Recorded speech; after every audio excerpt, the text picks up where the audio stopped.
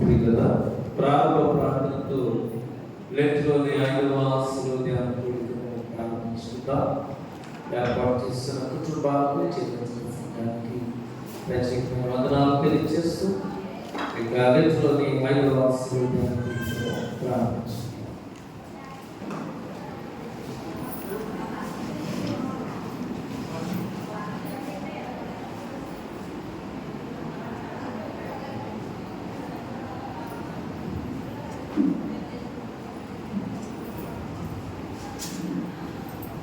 ప్రార్థన చేసుకుందాము.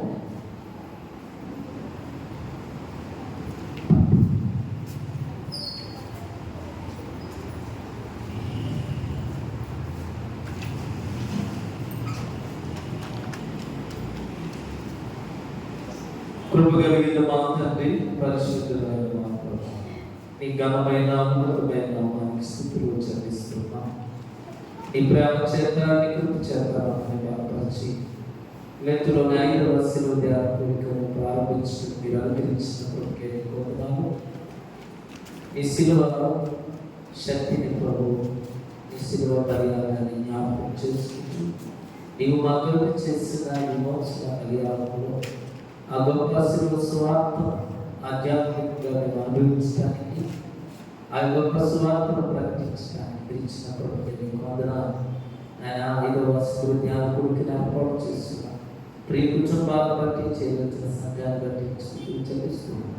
కూడిక ఆధ్యాత్మిక నీ నామానికి నమ్మకంగా, నీ నామానికి సంఘమంతటికి దీవెనకరంగా జరుగుతున్నది.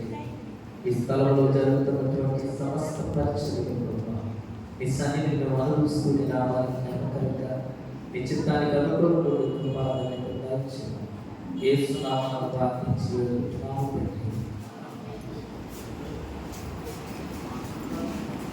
లెత్తుకల పాటలు వస్తుంది. 21వ కీర్తన పాడుతున్నాము.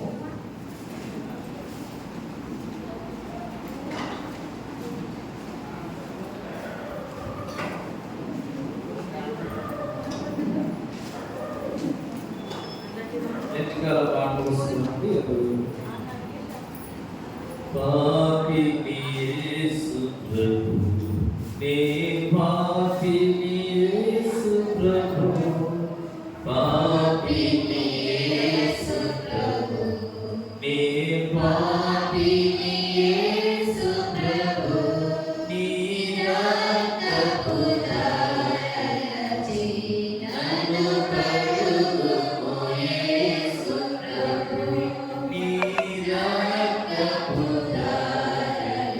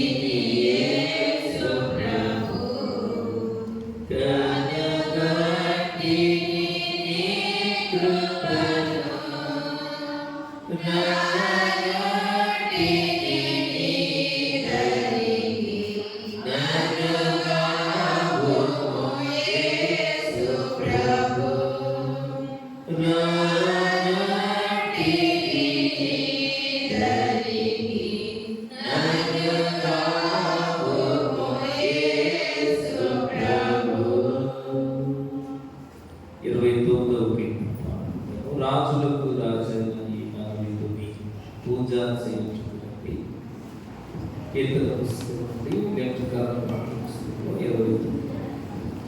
రాజులకు రాజైన ఈ నావికుని పూజ చేయుటకు రండి. రాజులకు రాజైన ఈ పూజ చేయుటకు రండి. ఈ జయశాలిగా మనకింకా రాజేవారులు లేరని. ఈ జయశాలిగా మనకింకా రాజేవారులు లేరని. రాజులకు రాజైన ఈ మన విభుని పూజ చేయుటకు రండి. కరుణగల సోదరుడై ఈయన ధరణికి తెంచెనయ్యా. కరుణగల సోదరుడై ఈయన ధరణికి తెంచెనయ్యా. స్థిరముగా నమ్ముకొనిన మన కొసగు పరలోక రాజ్యమును. స్థిరముగా నమ్ముకొనిన మన కొసగు పరలోక రాజ్యమును. రాజులకు రాజైన ఈ మన విభుని పూజ చేయుటకు రండి. నక్కలకు బలియాలుండే ఆకాశ పక్షులకు గూడుండెను. నక్కలకు బలియాలుండే ఆకాశ పక్షులకు గూడుండెను. వర్ణిత స్థలమైనాను మన విభునికి కాడలేకుండెను. వర్ణిత స్థలమైనాను మన విభునికి కాడలేకుండెను.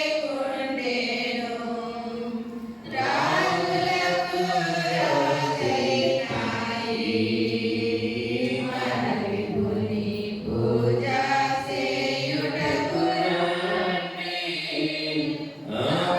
అభ్యాసములు చేయుచు నాయనాయనము పైనమయుచు.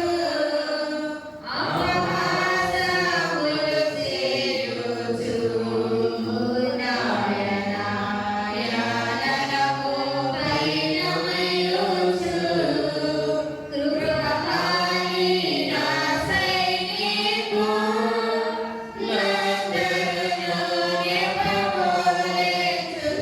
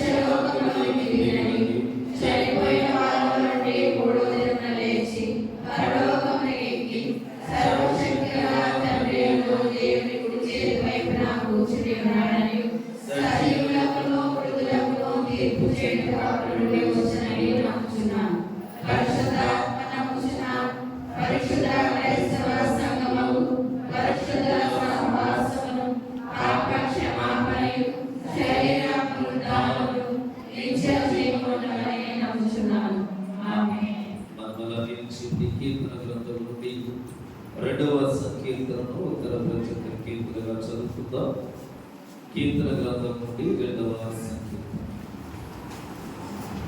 అన్యజనులు ఎలా అల్లరి రేపుతున్నారు, జనములు ఎలా వ్యర్థమైన దాన్ని తలంచుచున్నది.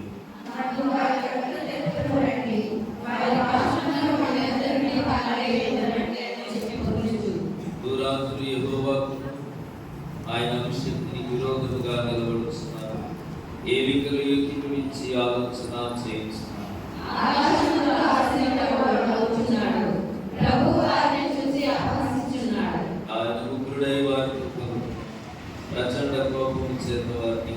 తలడింపు చేయి. నేను నా పరిశుద్ధ పర్వతమైన సీయోను మీద నా రాజును ఆసీనుగా చేసి ఉన్నాను. కట్టడను నేను వివరించదను. యెహోవా నాకు ఇలా సెలవిచ్చు, నీవు నా కుమారుడు, నేడు నిన్ను కనియున్నాను. నన్ను అడుగుము, జనములను నీకు స్వాస్థ్యముగాను, భూమిని ఇతరుల వరకు సొత్తుగాను ఇచ్చెదను. ఇనుప దండముతో నీ వారిని నలుగుకొట్టెదవు, కొండను పగలగొట్టినట్టు వారిని ముక్కలు చెక్కలుగా పగలగొట్టెదవు. కాబట్టి రాజులారా, వివేకులై ఉండుడి, భూపతులారా, బోధనుండుడి. భయభక్తులు కలిగి యెహోవాను సేవించుడి, గడగడా ముందు సంతోషించుడి. ఆయన కోపము త్వరగా రగులుకొనును. కుమారుని ముద్దు పెట్టుకొని లేని యెడల ఆయన కోపించును. అప్పుడు మీరు త్రోవ తప్పి నశించెదరు. ఆయన ఆశ్రయించు వారందరూ ధన్యులు.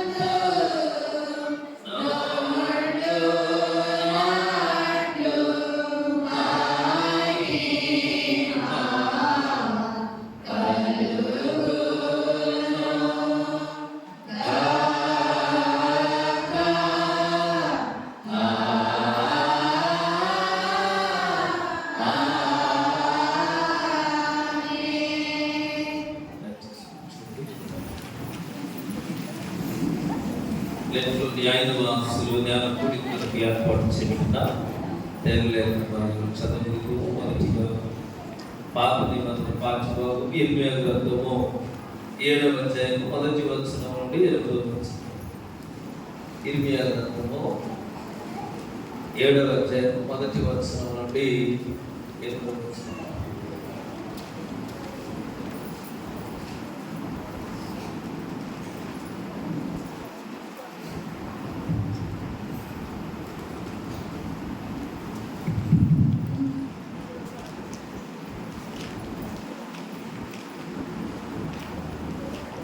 ఇర్మియా గ్రంథము 7వ అధ్యాయం మొదటి వచనం నుండి 8వ వచనం. మొదటి వచనం నుండి 8వ వచనం వరకు ఇలా రాయబడి ఉంది. యెహోవా నుండి ఇర్మియాకు ప్రత్యక్షమైన వాక్కు, నీవు ఎక్కువ మందిరపు ఆజ్ఞ నిలువబడి ఈ మాట అంచులనే ప్రకటింపు. యెహోవాకు నమస్కారం చేయటమే ఈ ద్వారంలో పడి ప్రవేశించుదులారా, యెహోవా మాట వినుడి.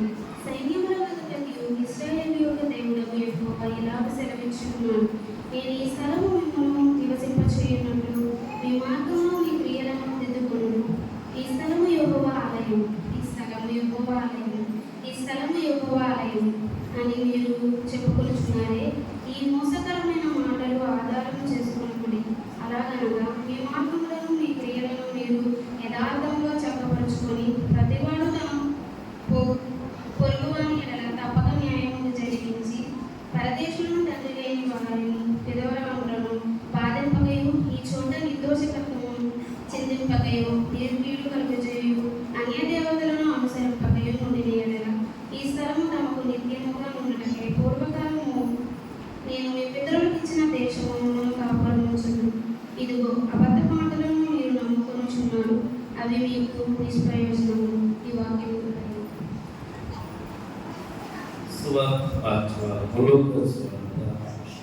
మత్తయి సువార్త 22వ అధ్యాయము 41వ వచనం నుండి 46వ వచనం. మత్తయి సువార్త 22వ అధ్యాయము 41వ వచనం నుండి 46వ వచనం. మత్తయి సువార్త 22వ అధ్యాయం 41 నుంచి 46 వరకు ఈ విధంగా రాయబడి ఉంది. ఒకప్పుడు పరిసయ్యులు కూడి ఉండగా యేసు వారిని చూచి, క్రీస్తును గూర్చి మీకేమి తోచుచున్నది?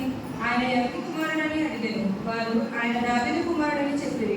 అందుకు ఆయన, అలాగైతే నేను నీ చంద్రులను నీ పాదముల కింద ఉంచు వరకు నీవు నీ కుడిపార్శ్వమున కూర్చుండమని ప్రభు నా ప్రభుతో చెప్పాను అని దావీదు ఆయనను ప్రభు అని ఆత్మ వలన ఎలా చెప్పుచున్నాడు ఏమన్నాడు?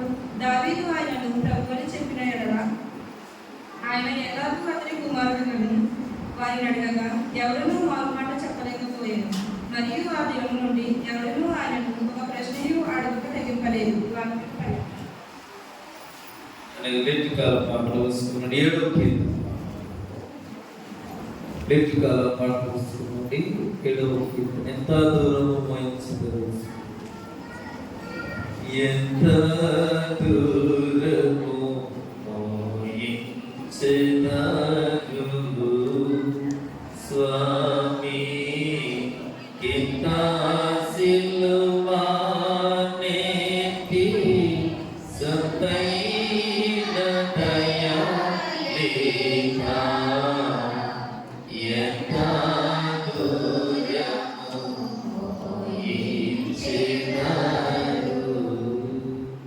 ఒంటిగా ప్రాణి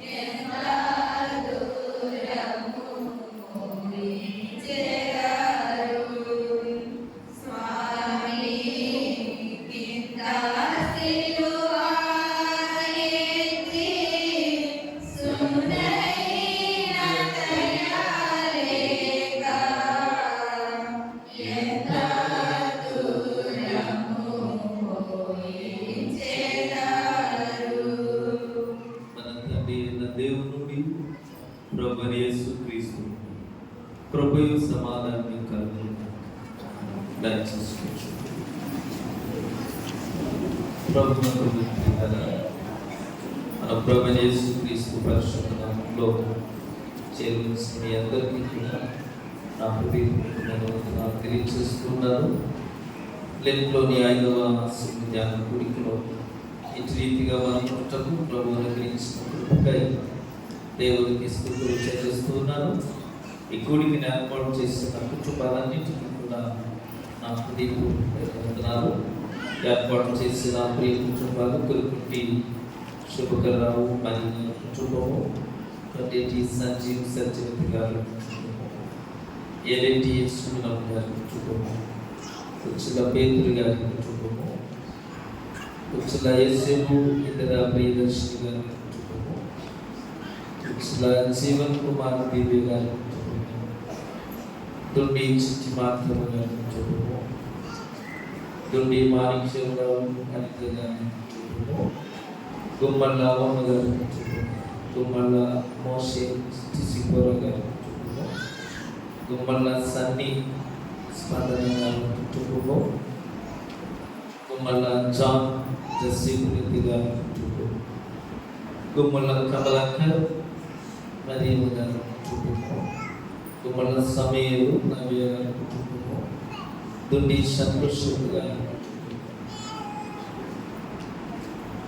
బంద మరియు గారి కుటుంబము, బంద యోగు జోష్న గారి కుటుంబము, బంద ఆంటోనీ విజయలక్ష్మి గారి కుటుంబము, బతిన రవికాంత్ విజయ్ కుమార్ గారి కుటుంబాల ద్వారా లెంట్లోని 5వ సెలవు కూడికలో ఏర్పాటు చేశారు. వీరందరికీ కూడా నా హృదయపూర్వకమైన వందనాలు. దేవుడు మిమ్మల్ని కుటుంబాలను దీవించుగాక. దేవుని యొక్క ఉన్నతమైన కృపలో లెంట్లోని 5వ సెలవు కూడికకు మనం చేరుకున్నాము. మన యొక్క ఈ ప్రయాణంలో ప్రారంభించి ఆధ్యాత్మికమైన శిలువ సందేశాలను బలపరచబడటానికి ప్రభు మన ఎడలో చూపిస్తున్నప్పటికే దేవునికి స్తుతులు చెల్లిస్తున్నాను. ఆరాధనలో అందరూ పాటలు పాడడానికి ప్రయత్నం చేయండి. మైకు ఉన్న వారి పాడుతున్నారు, మిగతా వారు చక్కగా సైలెంట్గా ఉండటం చూస్తూ ఉన్నారు. పాటల పుస్తకాలు అందరూ చేతులు పట్టుకుని ఈ శిలువ కీర్తనలు పాడటం మీకు ఆశీర్వాదకరమని తెలియజేస్తున్నాను. ఆరాధనలో తండ్రి యొక్కయు కుమారుని యొక్కయు పరిశుద్ధాత్మ యొక్కయు అనగానే సంఘమంతా ఆమేనని చెప్పారు. ఆ మాటను మీరు మరి చెప్పడం మానేస్తున్నారు, ఎందుకో తెలియదు. కనుక ఈ విషయాలు మీరు సిద్ధపడి ఉండాలని మనం చేస్తున్నాం. ప్రభునందు ప్రియులారా, ఈ రోజున మనకి ఇవ్వబడిన మరొక అంశము యూనిక్ రిలేషన్షిప్. అంటే ఒక విడదీయరాని ఒకే ఒక పవిత్రమైన సంబంధం, అద్వితీయ బాంధవ్యం అని ఒక మంచి మాటను మనకు అందించడం జరిగినది. అందుకొరకు ఇవ్వబడిన పాఠ్యాంశాలను మనం జ్ఞాపకం చేసుకుంటూ ఈ యొక్క ధ్యానాన్ని ప్రారంభించుకుంటాం. యేసు ప్రభువారు సువార్తను ప్రకటిస్తూ ఆయన శిలువ మరణానికి సమీపముగా ఉన్నప్పుడు ఆయన అనేకమైన ప్రశ్నలను ఎదుర్కొన్నారు. యేసు ప్రభువారు శాస్త్రులు, పరిసయ్యులు, సద్దుకేయులు, ఆనాటి మత గురువులుగా పిలవబడిన వారు చాలా ప్రశ్నలు వేశారు. ప్రభు అన్ని ప్రశ్నలకు కూడా సమాధానాన్ని చెప్పి దైవ నిర్ణయాలను వారు తెలుసుకునే రీతిగా సమాధానం చెప్పారు. నా మాటలు కొంచెం వినడానికి ప్రయత్నం చేయండి. యేసు ప్రభువారు కూడా ఆ మత గురువులను ఒక ప్రశ్న అడిగారు. క్రీస్తుని గురించి మీకేమి తోచుతున్నది, ఆయన ఎవరు కుమారుడని వారిని అడిగారు. ఎవరైతే మత పెద్దలుగా ఉన్నారో, యాజకులు, శాస్త్రులు, పరిసయ్యులు, వీరందరికీ యేసు ప్రభువారి దగ్గర నుండి వచ్చిన ప్రశ్న. ఈ ప్రశ్నకు ఎవరైతే సమాధానం చెప్పగలరో వారికి నిజంగా ఆధ్యాత్మికమైనటువంటి విశ్వాసంలో కొనసాగు. వారికి చాలా చరిత్ర తెలుసు. యాజకులకు, శాస్త్రులకు, పరిశుద్ధులకు. యేసు ప్రభు అడిగిన ప్రశ్నకు వారు పాత నిబంధన గ్రంథంలో నుండి వారికి తెలిసినటువంటి సమాచారంలో నుండి ఒక సమాధానం ఇచ్చారు. ఏంటంటే క్రీస్తు ఎవరు? క్రీస్తు అనేది గ్రీకు పదము. దానికి పరిపూర్ణమైన అర్థం ఏమిటంటే అభిషక్తుడు. ఒక రాజ్యానికి రాజును అభిషేకిస్తారు.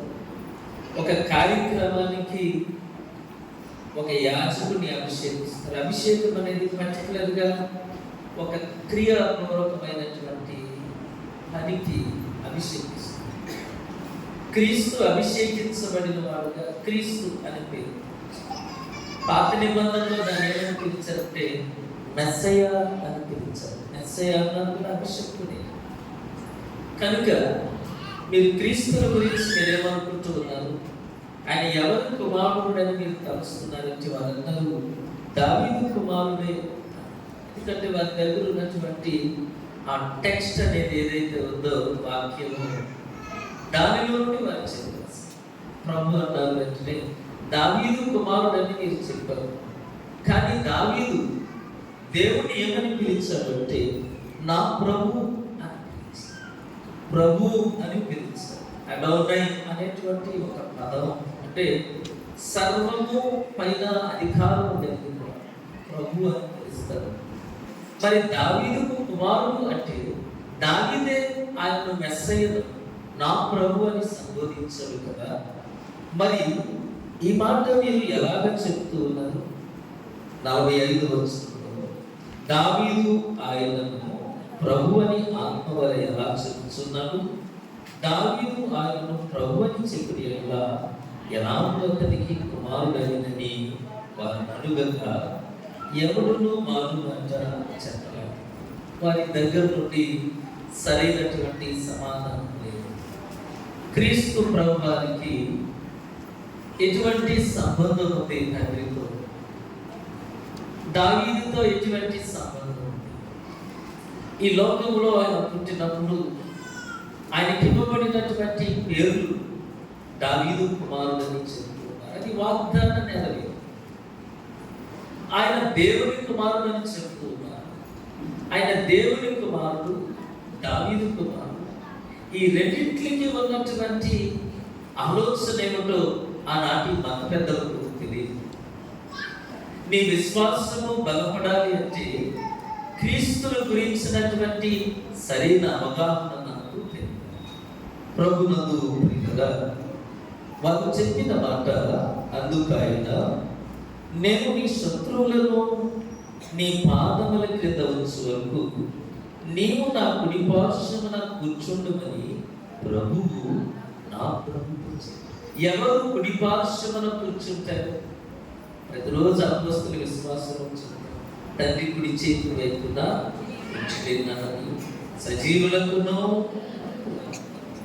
ఎవరు కుడి వైపున కూర్చుంటాడో ఆ కుమారుణ్ణి దావీదు నా ప్రభు అని పిలిస్తే దావీదుకు ఎలాగ కుమారుడు?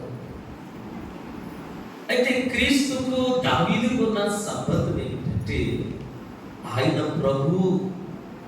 ఇంకా మనము పరిపూర్ణమైన అవగాహనలోనికి వస్తే ఆయనే దేవుడు, ఆయనే క్రీస్తునందు కదా. ఈ మాటలు మనము జ్ఞాపకం చేసుకుంటాం. దావీదుకి దేవునికి ఉన్న సంబంధం సర్వాధికారము కలిగిన సంబంధం. ఆయన నా ప్రభు. క్రీస్తు ప్రభుల వారికి పరలోకములో ఉన్న తండ్రికి ఉన్న సంబంధం ఏంటి? ఇక్కడ కూర్చున్నటువంటి మనకు దేవునికి ఉన్న సంబంధం. ఈ విషయాలు మనము దేవుని వాక్యములో నుండి జ్ఞాపకం చేసుకుంటాం. ఇదే ప్రశ్న క్రీస్తుని గురించి మీకేమి తోచుతున్నది అనే ప్రశ్న మత్తయి సువార్తలోనే యేసు ప్రభువు ఇద్దరిని అడిగాడు.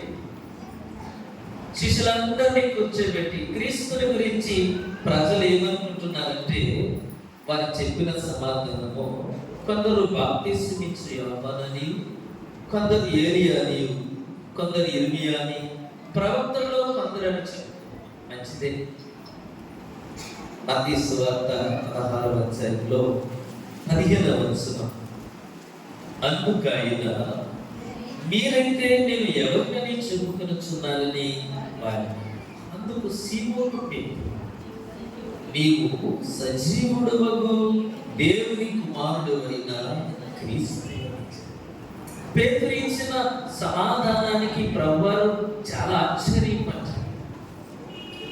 పేతురు నోట నుండి వచ్చిన మాట, నీవు సజీవుడు అయిన దేవుని కుమారుడవని. ఎంత చక్కటి మాట ప్రభు అంటారు ఆయనతో, ఇది పరలోకమందున నా తండ్రి బయలుపరిస్తేనే కానీ మరి ఎవరు కూడా నీకు బయలుపరచరు. తండ్రి ఆధీనంలో ఉంది సమస్తము కూడా. ఆయన సమస్తమును కుమారుని ద్వారా బయలుపరిచారు. క్రీస్తుని గురించినట్టు ఆయన ఏమై ఉన్నాడో ఆయన బయలుపరచబడ్డాడు. తండ్రి కుమారుని ద్వారా బయలుపరచబడ్డాడు. తండ్రి అయిన దేవుడు కుమారుడు ప్రత్యక్షపరచబడ్డాడు. కుమారుని లోకంలోనికి రావటం వలన ప్రభునందు ప్రియుడా విశ్వాసి యొక్క స్థానము మారిపోతుంది. దేవుని సమీపించటానికి, దేవునిలో మమేకము కావటానికి, సర్వోన్నతుడైనటువంటి దేవుడు తెలుసుకోవటానికి క్రీస్తు ఒక్కడే. అది బయలుపరిచినటువంటి క్రీస్తుని గురించిన సాక్ష్యము పేతురు అంటున్నాడు, నీవు సజీవుడైన దేవుని కుమారుడు. మరి ఎందుకు మత పెద్దలు చెప్పలేకపోయారు? పరిసయ్యులు ఎందుకు చెప్పలేకపోయారు? సద్దూకేయులు ఎందుకు ఆ మాట చెప్పలేకపోయారు? క్రీస్తుని గురించిన అవగాహన పాత నిబంధనలో ప్రవక్తలు చెప్పినటువంటి మాటల్లో వారు దావీదు కుమారుడని గ్రహించారు. కానీ ఆ దావీదు కుమారుడైన మెస్సయ్య ఏమని వాగ్దానం చేశారు దావీదు కంటే, నీ సింహాసనం మీద ఎప్పటికీ నిలిచి ఉండేటువంటి ఒక రాజు, నీ సింహాసన స్థానము దావీదు నీ కుటుంబంలో నుండి వస్తున్నటువంటి రాజు ఒక యుగానికో కొంత కాలానికి ఉండేవాడు కాదు, ఎప్పటికీ ఉండేటువంటి ఒక గొప్ప రాజును అభిషేకిస్తాడు. నీ రాజ్యం ఎప్పటికీ స్థిరపరచబడి ఉండే స్థితి. ఇది వాగ్దానం. అంటే దావీదు ఎటువంటి రాజ్యాన్ని స్థాపించడు, ఆయన వంశంలో నుండి వస్తున్నటువంటి కుమారుడు కూడా అటువంటి రాజ్యాన్ని స్థాపిస్తారని ఇక్కడ ఉన్నటువంటి మత పెద్దలందరూ చక్కటి ప్రచారం చేశారు. మనం ఇప్పుడు ఉన్నటువంటి రోమా ప్రభుత్వం ఏదైతే ఉందో ఇది మన రాజ్యము కాదు. మెస్సయ్య అనేటువంటి ఒక రాజు వస్తాడు దావీదు వంశంలో. అయ్యా మీకా ప్రవక్త రాశాడు, యెషయా ప్రవక్త రాశాడు, సమూయేలు గ్రంథకర్త రాశాడు, దావీదు కుమారుని రాజ్యము స్థాపించబడుతుంది. అయితే ఆ రాజ్యములోనికి స్థాపన మెస్సయ్య ద్వారా జరుగుతుంది.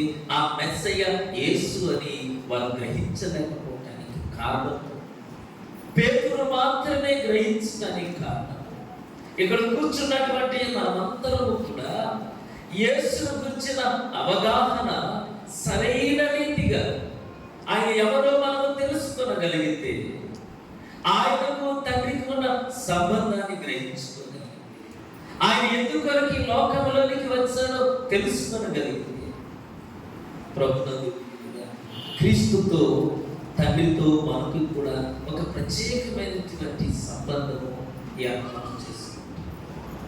దేవుని వాక్యంలో చెప్పబడినటువంటి పరిశీలన వాళ్ళు బోధిస్తూ ఉన్నారు. సద్దూకేయులు అందరూ కూడా వారికి ఉన్నటువంటి సాంప్రదాయాలు, వారికి ఉన్నటువంటి వారిని హెచ్చించుకునేటువంటి అతిశయ గుణాలు, ఇవన్నీ కూడా క్రీస్తు యొక్క బోధనను అంగీకరించే మనసు. ప్రభు వారిని చూసి చెప్తాడు, పరిసయ్యులు అనే వేషధారణ పులిపిండిని అంట. వారు పులిసిన పిండి వంటి, పులిసిన పిండి కొంచెమైనను మొద్దంతయు పాడు చేస్తుంది. వారు గుడ్డి వారు సత్యాన్ని చూడలేనటువంటి ప్రభునందు వారి హృదయము ఏమని అంటారంటే, వారి పెదవులతో దేవుని దగ్గరికి వస్తూ ఉన్నారు, కానీ వారి హృదయము దేవునికి చాలా దూరంగా ఉంది.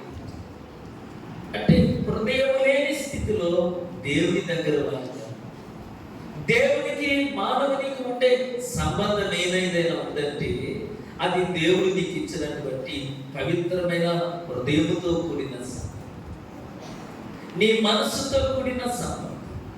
నీకు దేవునికి ఉండేది ఏమిటంటే ఆత్మీయమైనటువంటి సంబంధం. మనస్సును దేవునికి దూరం పరిచిన, హృదయంలో దేవునికి స్థానం ఇవ్వకపోయినా మనం ఏమైపోతామంటే క్రీస్తును గురించిన అవగాహన మనకు చాలా తక్కువైంది. క్రీస్తునందు ఆయన అంటున్నారు, నీవు సజీవుడమైన దేవుని కుమారుడు.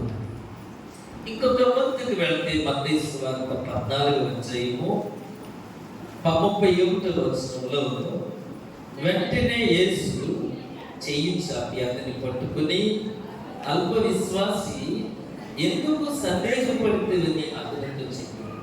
వారి దోణి ఎక్కినప్పుడు గాలి అడిగారు. అంతటా దోణిలో ఉన్న వారు కలిసి, నీవు నిజంగా దేవుని కుమారుడు అని చెప్పి ఆయనకు దేవుని కుమారుడని గ్రహించడంలో ఆయన అంగీకరించిన విధానం, ఆయనకు ఎంత గొప్ప శక్తి ఉందో వారు చూచి వారి దగ్గరికి వచ్చినటువంటి విధానాన్ని గ్రహించి ఇంకా పరిపూర్ణమైన అవగాహన ప్రభువుగా నేళ్ల మీద నడవటానికి సిద్ధపడిన పేతురు గాలిని చూచి భయపడి మునిగిపోయినప్పుడు, ప్రభువా నన్ను రక్షించుమని కేకలు వేసి వెంటనే ప్రభు చేయించాలి. అల్ప విశ్వాసిని చేయబట్టుకుని పైకి తీసుకుని వచ్చి రక్షించినటువంటి దేవుడిని వారు చూసి, నీవు దేవుని కుమారుడు, నీవు మాత్రమే ఇటువంటి కారణం. ఎవరి అంటే అవిశ్వాసులను, అల్ప విశ్వాసులను విశ్వాసులుగా మార్చే అటువంటి సత్యాన్ని రివీల్ చేసి ప్రకటించి దైవ కుమారుడిగా యేసు ప్రభువుని వారు గుర్తించగలిగినటువంటి ఆ స్థితిలో ఉండటానికి నీవు దేవుని కుమారుడు అని ఆయన ప్రభునందు దేవుని యొక్క మాటలలో ఇంకొంచెం మనము ముందుకు వెళ్తే బాప్తిసం ఇచ్చారు. యోహాను సువార్తలో ఆ గ్రంథకర్త చెప్తాడు. ఈ మాటలు మనము జ్ఞాపకం చేసుకుంటాం. ఆది యందు 1వ అధ్యాయము 1వ వచనం, ఆది యందు వాక్యము ఉండెను, వాక్యము దేవుని యొద్ద ఉండెను, వాక్యము దేవుని యొద్ద. ఆది యందు వాక్యము ఉండట అంటే ఇంకా ఈ సృష్టి అనేది జరగనప్పుడు, టైం సమయం అనేది ఇంకా ప్రారంభ మునుపు, అంటే వెరీ ఫస్ట్ ఆది యందు ప్రారంభంలో వాక్యమే, వాక్యం తర్వాతే సమస్తము ప్రారంభిస్తుంది.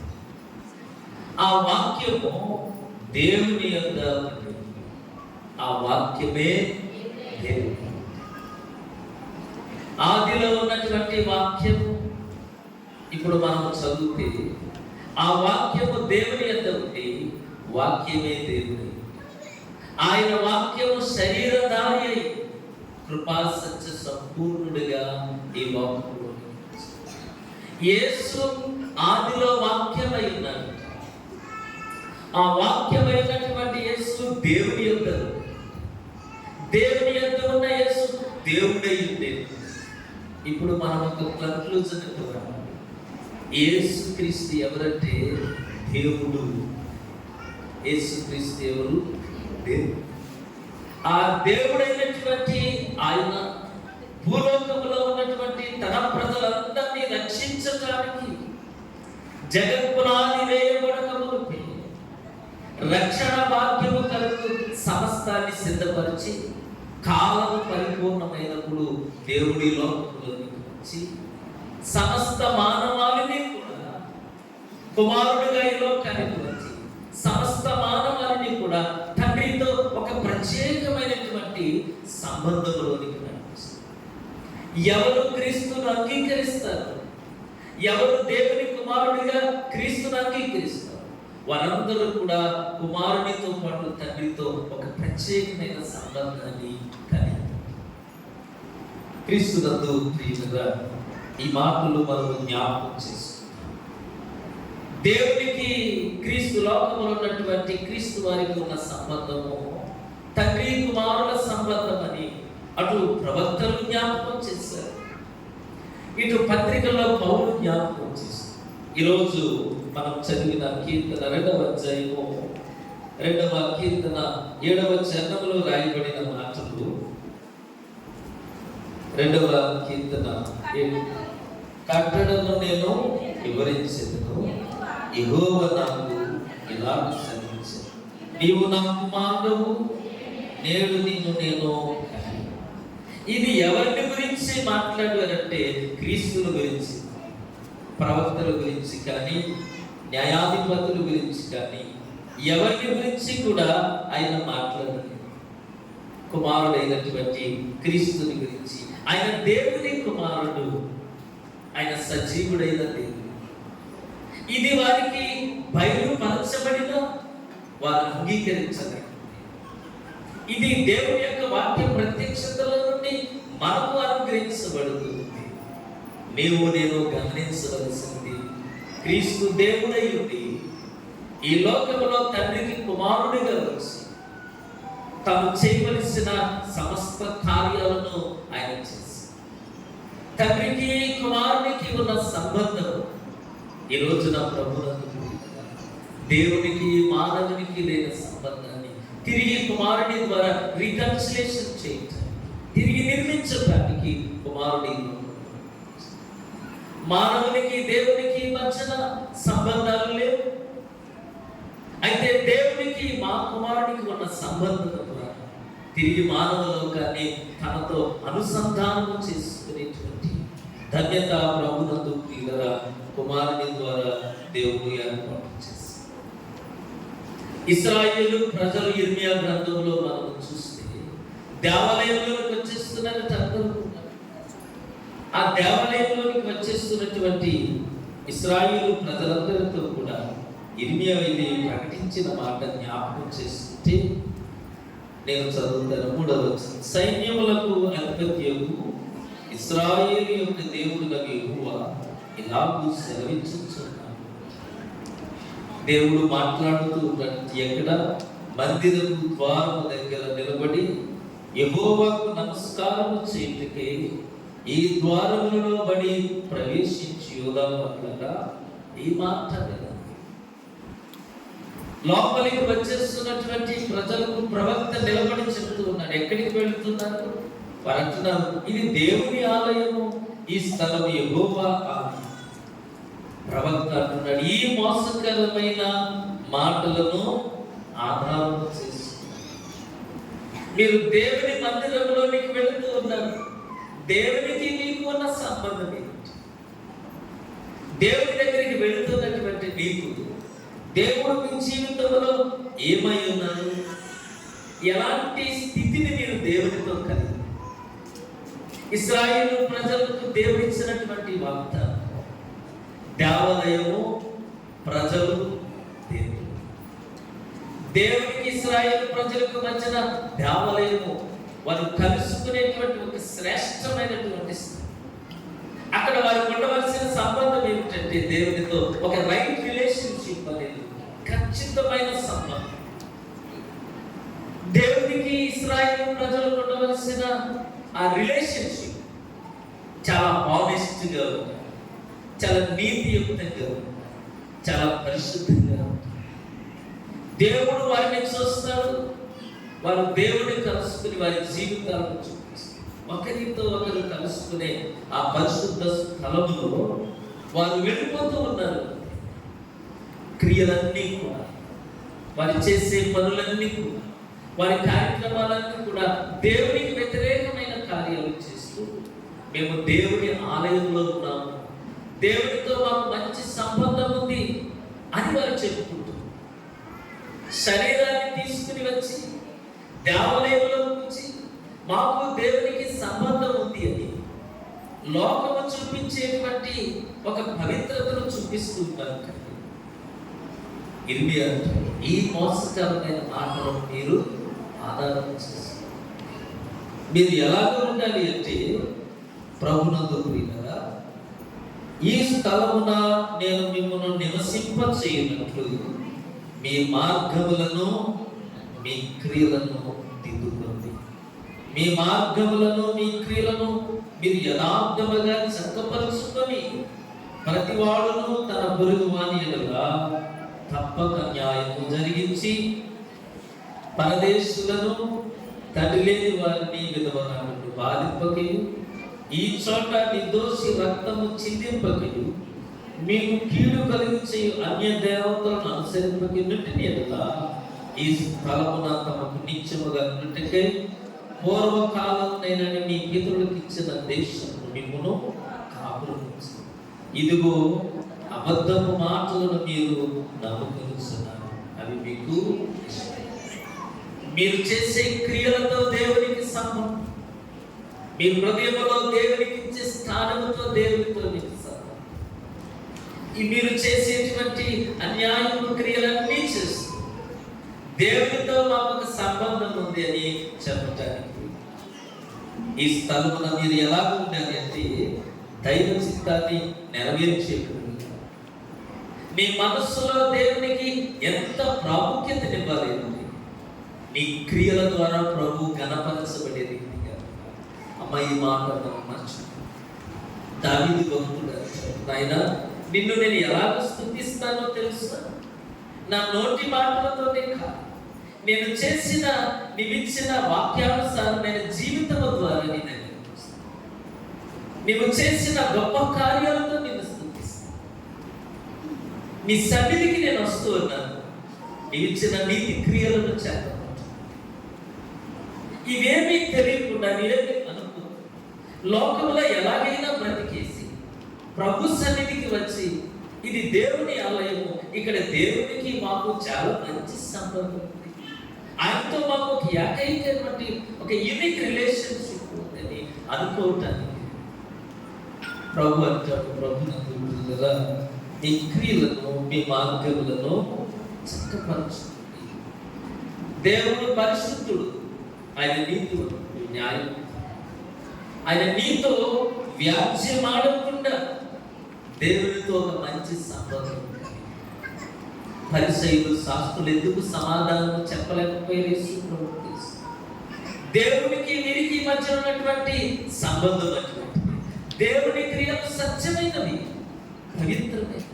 ప్రభు అంటాడు, నేను నా తండ్రి ఏకమై ఉన్నామని నేను చేసిన క్రియలను బట్టి అయినా మీరు పరిచయం ప్రభు చూస్తారు.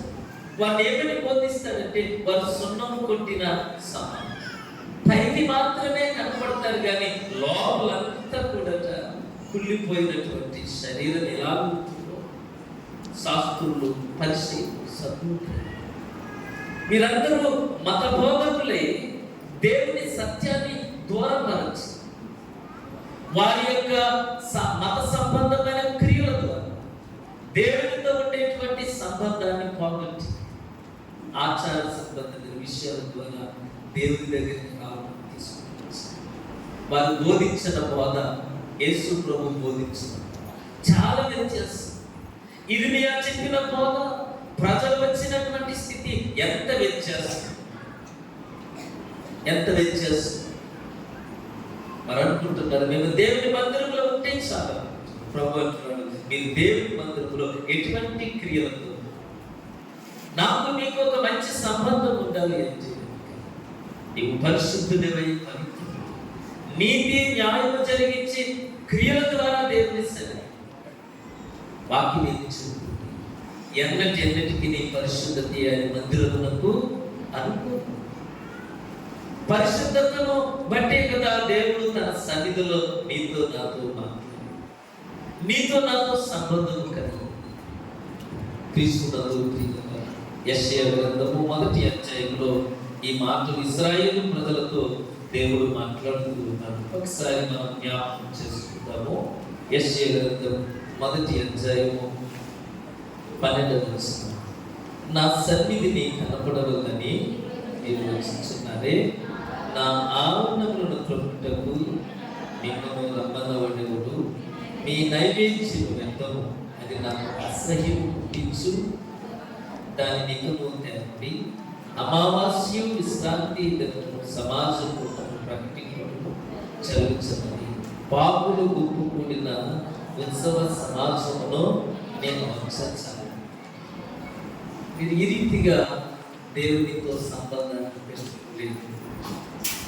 దేవునితో మనకు ఒక మంచి సంబంధం ఉండాలి.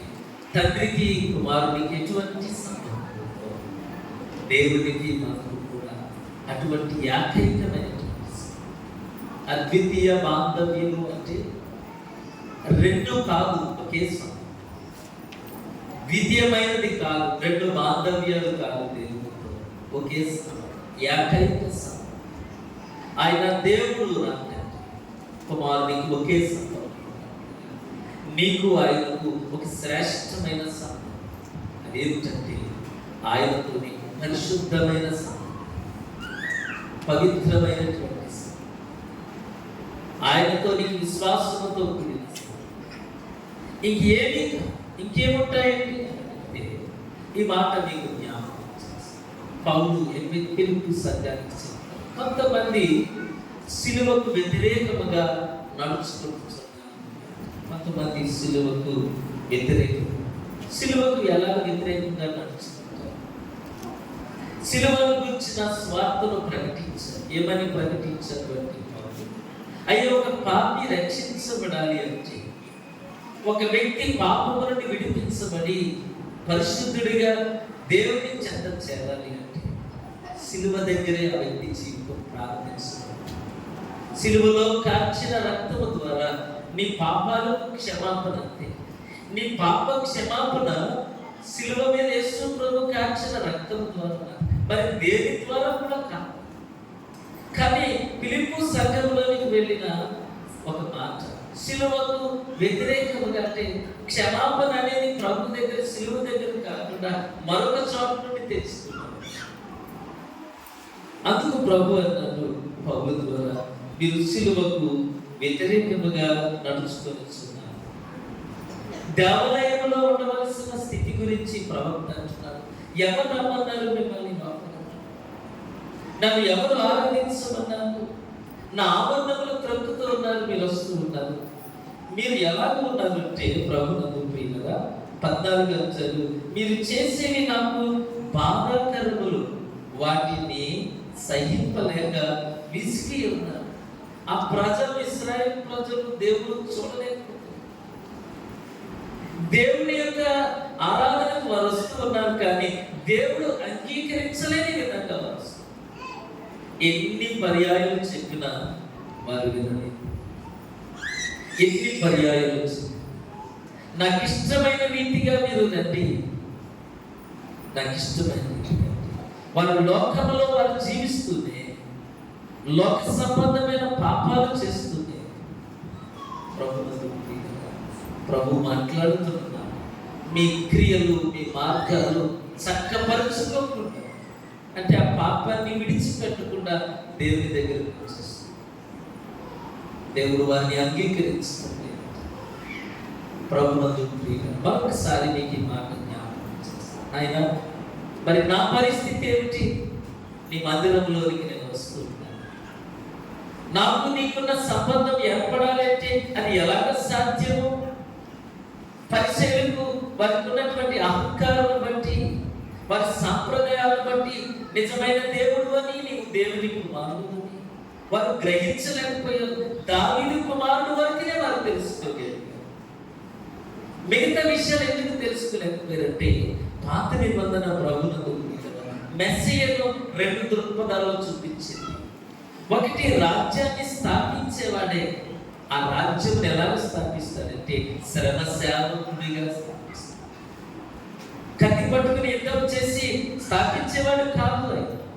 తాను శ్రమపడి తన రాజ్యాన్ని స్థాపిస్తాడు. మీరేమనుకుంటూ ఉన్నారంటే దావీదు ఎలాగో, సొలొమోను ఎలాగో, వీరు కూడా దేవుని రాజ్యాన్ని అలాగే స్థాపిస్తారు. ఆ రాజ్యాలన్నీ కూలిపోయినవి. దావీదు తర్వాత సొలొమోను, తర్వాత వారి కుమారులు రెండుగా విభజించబడి ఇశ్రాయేలు రాజ్యాలు కూలిపోయి. కానీ దేవుడికి ఇచ్చిన వాగ్దానం ఏమిటంటే దావీదుకు ఎప్పటికీ నిలిచి ఉండే రాజ్యాన్ని స్థాపిస్తాడు. ఎప్పటికీ ఆ నిలిచి ఉండే రాజ్యాన్ని మెస్సయ్య స్థాపిస్తాడు. కానీ శ్రమపడి ఆయన రాజ్యములో ప్రభు నమ్ముతుండగా దేవుని కుమారుడిగా రాజ్య స్థాపన చేయడానికి దేవునితో కుమారుడికి ఉన్నటువంటి సంబంధాలు మనం జ్ఞాపకం చేసుకుంటే, యార్దాను నదికి యేసు ప్రభువు వారు వెళ్ళరు, బాప్తిసం తీసుకుంటారు. పరలోకములో నుండి ఒక శబ్దం, ఈయన నా ప్రియ కుమారుడు, ఈయన యందు నేను ఆనందించు. ఈయన నా ప్రియ కుమారుడు, ఈయన యందు నేను ఆనందించుచున్నాను. చాలా మంచి సంబంధం తండ్రి కుమారుడి గురించి మాట్లాడుతుంది. ఆ కుమారుడు తన రాజ్యము కొరకు, తండ్రి కొరకు ఈ లోకములో ఆయన చిత్తము చొప్పున తండ్రి మీద ఆధారపడే జీవించారు.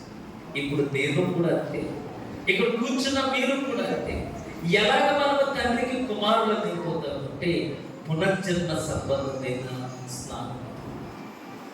ఈ లోకంలో పుట్టిన మనము తండ్రితో కుమార సంబంధాన్ని కలిగి ఉండాలంటే నీ పాపం విషయమై పశ్చాత్తాపం, బాప్తిసం అనేటువంటి నూతన జీవితాన్ని బట్టి ప్రభువునకు ఆయన కుమారులమయ్యే భాగ్యం, ఆయన సంతానముగా మార్చబడి, అది దేవుడు కుమారుని ద్వారా ఏర్పాటు చేసి, ఆయన శిలువలో కార్చిన రక్తము, మరణము, ఆయన చరించిన శ్రమలు నా కొరకే, నా పాపముల కొరకే, నా కొరకే ఆయన గాయపరచబడి, నా కొరకే ఆయన మరణం కొరకు, అందుకొరకు తండ్రి కుమారుని నాలో ఈ లోకంలోనికి పంపించాడు. కనుక నా పాపాన్ని ఆ శిలువ దగ్గర ఒప్పుకొని ఇకెక్కడనూ పాపము చేయకుండా ఉండటానికి నాయన నేను నూతన పరచబడిన వ్యక్తిగా ఇదిగో బాప్తిసం తీసుకుంటున్నానంటే ఆ శబ్దము ప్రభు నందు ప్రియ. అక్కడ నుండి నీ జీవితంలో ఈయన నా ప్రియ కుమారుడు, మనం ఆయన ద్వారా ఆయనకు కుమారుడిగా మార్చబడి, ఇంకా వేరొక సంబంధం లేదు, ఇక మరొక సంబంధం ఏర్పడటానికి అవసరం. ఒక బాప్తిస్మము ద్వారా ప్రభు పాద సన్నిధిలో శిలువ సందేశం ద్వారా ప్రభుని అంగీకరిస్తూ నీవు ఎప్పుడైతే ఈ లోకంలో పాపం విషయమై చనిపోయి క్రీస్తులో నూతన పరచబడిన వ్యక్తిగా జీవితాన్ని ప్రారంభిస్తావు, అక్కడి నుండి తండ్రికి నీకు సంబంధం. ఆ సంబంధం ప్రభుడు మనం ఏర్పాటు చేసుకున్నది కాదు, దేవుడే మన కొరకు ఏర్పాటు చేస్తాడు. ఎందరూ క్రీస్తుని అంగీకరించుదురో వారందరూ కూడా ఆయన కుమారులై. శాస్త్రులు దీన్ని అంగీకరించారు, పరిచయం ఇస్తుంది. మేము పవిత్రులము, పరిశుద్ధులము, మేము క్రీస్తు దగ్గరికి వెళ్ళటం ఏంటి, ఆయనలో బాప్తిసం తీసుకోవడం ఏంటి, ఆయన ద్వారా క్షమాపణ పొందటం ఏంటి, మేమే అన్ని అనుకున్నటువంటి వారు తండ్రి ప్రభునందు దేవుని అనిపించలేకపోతే దేవునితో సంబంధాన్ని ఏర్పాటు చేసుకో. నీకు దేవునికి మధ్యన సంబంధము శిలువ సంబంధం. శిలువ దగ్గర మాత్రమే ఆ సంబంధం ప్రారంభించాలి. శిలువ విమోచన లేకపోతే దేవునికి మనము బిడ్డలను కాదు. ఇకను జీవించేవాడును నేను కాదు, నేను శిలువ దగ్గర చనిపోయాను, ఇకను జీవించేవాడు నాలో క్రీస్తు ద్వారా నేను జీవిస్తున్నాను.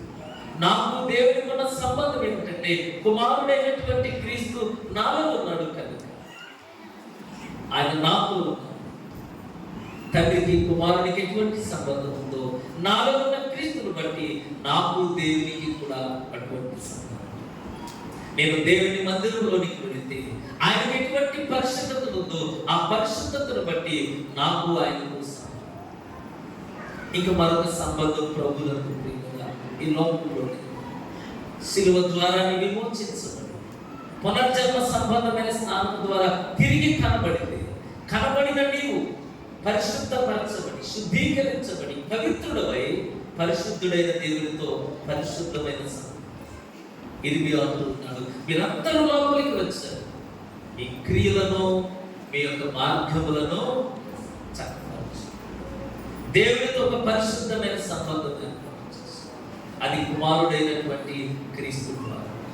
ఇంకా నా పాపముల విషయమై నేను పశ్చాత్తాపం సిలువ దగ్గరికి నేను రాకపోతే దేవునికి నాకు సంబంధం. నేను పరిశైలుడై సద్దుకుడిని విమర్శించే స్థాయిలో కూర్చుంటాను. పాప క్షమాపణ నిమిత్తమై ప్రభునందుకు కదా ఆయన దగ్గరికి వచ్చే అవకాశం. యోహాను సువార్త 17వ అధ్యాయము 3వ వచనాన్ని చదువుకుందాం. యోహాను సువార్త 17వ అధ్యాయం 3వ వచనం. అద్వితీయ సత్యదేవుడు అయిన నిన్ను నీవు పంపిన యేసు క్రీస్తును ఎరుగుటయే. క్రీస్తును నీవు తెలుసుకోవాలి. ఆయన దేవుడని గ్రహించాలి. ఆయన ఈ లోకంలో నీ కొరకు పంపబడిన దైవం.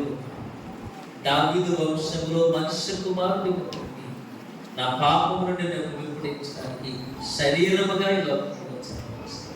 మరి సత్యాన్ని మనం కూడా తెలుసుకుంటాం. క్రీస్తుని గురించి ఎరుగుటయే ఇచ్చేసి అద్వితీయ సత్యదేవుడు అయిన నిన్ను పంపిన యేసు క్రీస్తును ఎరుగుటయే ఇచ్చేసి క్రీస్తును దేవుడిని తెలుసుకుంటూ దేవుడు మనకు అనేకమైన సత్యాలను దేవుడు బయలుపరుస్తుంది. ఆయనను అంగీకరించేటువంటి విధానంలో ఎక్కడా కూడా మనము బలహీనము కాదు. దేవుడిని తెలుసుకో, దేవుని ఎరుగుట, ఆయన చిత్తాన్ని తెలుసుకుని ఆయన చేసిన శిలువ బలియాగంలో నుండి మనం విమోచించబడినప్పుడు మాత్రమే ప్రభు సంపూర్ణమైన కృప మనకు అనుగ్రహిస్తుంది. ఆయన దేవుని కుమారుడు, ఆయన మనుష్య కుమారుడు. పౌలు మాటలు ఒకసారి మీకు జ్ఞాపకం చేసి నేను ముగిస్తాను. రోమాపత్రిక 1వ అధ్యాయము మరి 1వ వచనం నుండి 7వ వచనం వరకు చాలా పెద్ద వచనములు రాశారు. నేను చదువుతాను, దయచేసి గమనించండి. దేవుడు తన కుమారుడును మన ప్రభువైన యేసు క్రీస్తు విషయమైన సువార్తను పరిశుద్ధ లేఖనముల యందు తన ప్రవక్తల ద్వారా ముందు వాగ్దానం చేశారు. యేసు క్రీస్తు శరీరమును బట్టి దావీదు సంతానముగాను, శరీరమును బట్టి పాప క్షమాపణ కొరకు తన శరీరాన్ని బలి అర్పించడం కొరకు మనుష్య కుమారుడిగా దావీదు సంతానంలో ఆయన ఉంటాడు. నాలాంటి శరీరం మీద దేవుని ఉగ్రతకు సిద్ధమైపోయిన పాపమును విడిపించడానికి, ఆయన శరీరధారిగా ఉండటానికి దావీదు సంతానముగాను, మృతులలో నుండి పునరుత్థానమైనందున పరిశుద్ధమైన ఆత్మను బట్టి దేవుని కుమారుడుగాను ప్రభావముతో నిరూపించబడి ఆయన సిలువలో చనిపోయి మానవాళికి క్షమాపణ అందించుటలో దావీదు చనిపోయి తిరిగి లేచి పునరుత్థానుడైన దేవుని. ఈయనతో నీకు నాకున్న సంబంధం ఏంటంటే పరిశుద్ధమైన సంబంధం, విశ్వాస సంబంధం, నీతియుక్తమైన సంబంధం, ఆత్మతో కూడిన సంబంధం. ఇవన్నీ ఎందుకు దేవుడు ఏర్పాటు చేస్తున్నాడంటే క్రీస్తులో నీవు తిరిగి జన్మించినందుకు తండ్రితో కుమారునితో ఉండేటువంటి సంబంధం నీతో ఏర్పరచాలి. అది మాట జ్ఞాపకం చేస్తాం. బాప్తిస్మం లేకపోతే దేవునికి మనం బిడ్డలకు కాలేదు.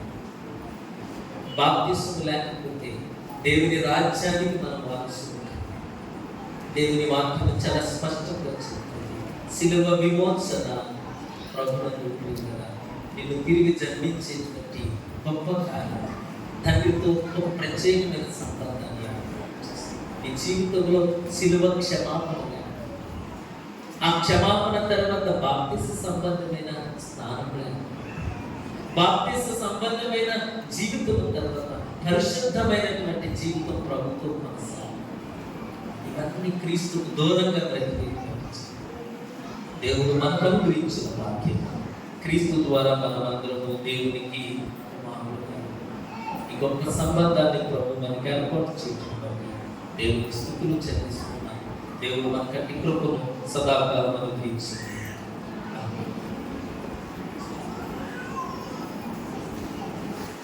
ప్రార్థన చేసుకున్నాము.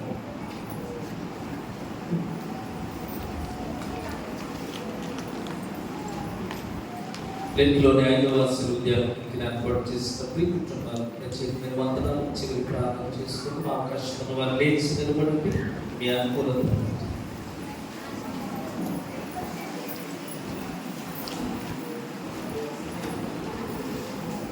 ప్రార్థన చేసి సర్వశక్తి కలిగిన మా తండ్రి కృప కలిగిన ఈ ఘనమైన మీ సన్నిధిలో నీ బిడ్డలు చేస్తున్న ఈ ఘనమైన ప్రయాణాన్ని బట్టి ప్రభుత్వ రీతిగా సిలువతో మాకు ఏర్పాటు చేసిన ప్రత్యేకమైనటువంటి ఆయన విమోచన సంబంధం తండ్రి నీతో మాకు ఏర్పాటు చేసిన కుమారుడితో కలిగిన విశ్వాస సంబంధాన్ని నీ బిడ్డలుగా బ్రతకాలి అనేది అపూర్వమైన ప్రేమపూర్వకమైనటువంటి నాయన గొప్ప ఆశీర్వాదం ప్రభు. ఈ లోక సంబంధమైన బ్రతుకులు దానికి దూరం అయిపోయి దయతో మమ్మల్ని క్షమించాలి. మరొకసారి నాయన నీ సిలువను సమీపించి పరిపూర్ణమైన విమోచన విడుదల నీ సన్నిధులు నీ కుమారులుగా నీ బిడ్డలుగా బ్రతికి దాన్ని దయచేసి ప్రార్థన చేస్తున్నాం.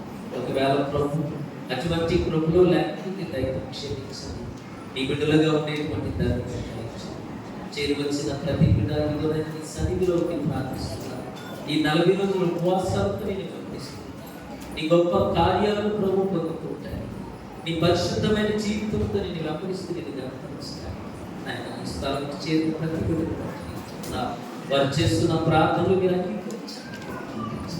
కుటుంబం కొరకు బిడ్డల కొరకు సమాధానం కొరకు ఆరోగ్యం కొరకు ఆయన ఎట్టి ప్రార్థనలు బిడ్డలు ఈ స్థలంలో చేస్తున్నారు. ప్రతి ప్రార్థనకు గొప్ప సమాధానం మీరు అనుగ్రహించి చేరి వచ్చిన ప్రతి బిడ్డలు బట్టి చూపించాలి. ఆయన మొదటి సంవత్సరం 2వ సంవత్సరం ఇంటర్మీడియట్ పరీక్షలు రాస్తున్న బిడ్డలందరినీ బట్టి నీ కృపతో నీకు నడిపించండి. ఉన్నతమైనటువంటి నీ జ్ఞానం చేత శక్తి చేత ఆయన ఈ సన్నిధిలో ఎవరైనా అనారోగ్యంగా ఉంటారు చూపించి దయగల నీ గొప్ప స్వస్థ ప్రతి విధమైన అనారోగ్య సమస్య దీర్ఘకాలిక వ్యాధులు ఆయన దుఃఖం కలుగునటువంటి విడుదల పరిపూర్ణమైన విడుదల కలిగించి అనారోగ్య సమస్యలు ఆర్థిక ఇబ్బందులు పిరుగుబాటు బిడ్డలు విడుదల కలిగించి నీ గొప్ప సిలువ శక్తిని వారు అనుభవిస్తారు. కుటుంబాలుగా దీవించబడుతూ ఆయన 5వ విద్యార్థుడికి ఏర్పాటు చేస్తున్నారు. ప్రియ కుటుంబాల కొరకు ప్రార్థిస్తున్నాం.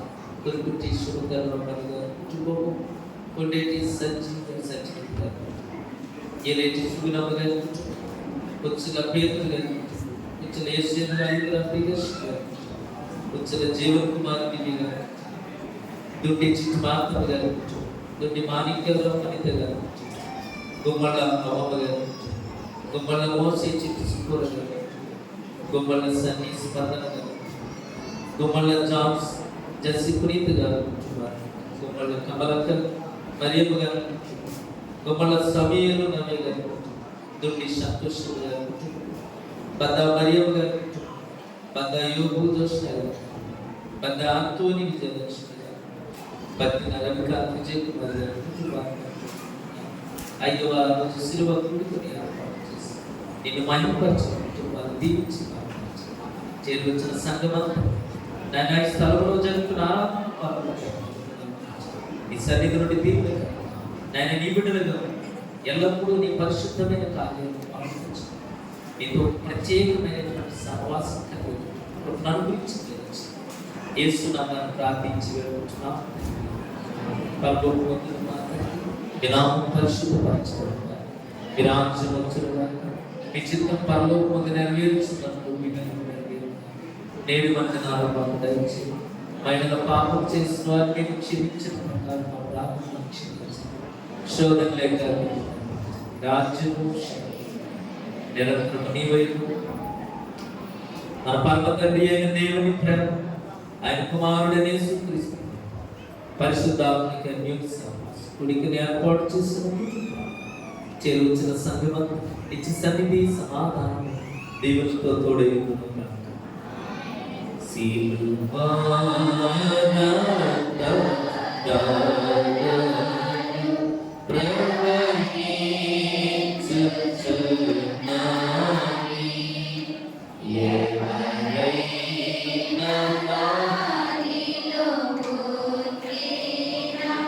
Prabhu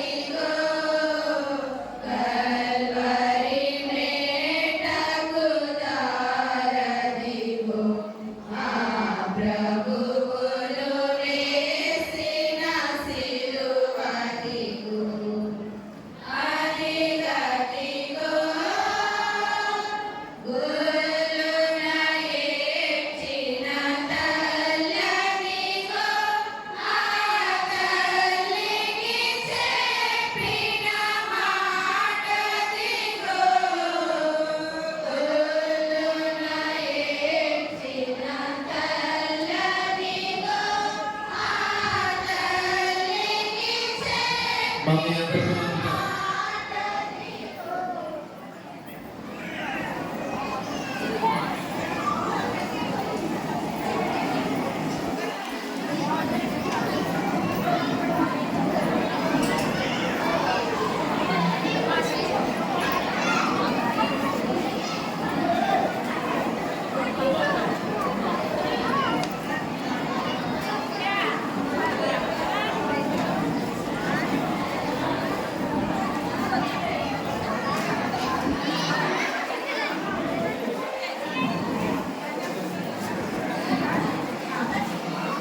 అక్కడ ఇచ్చింది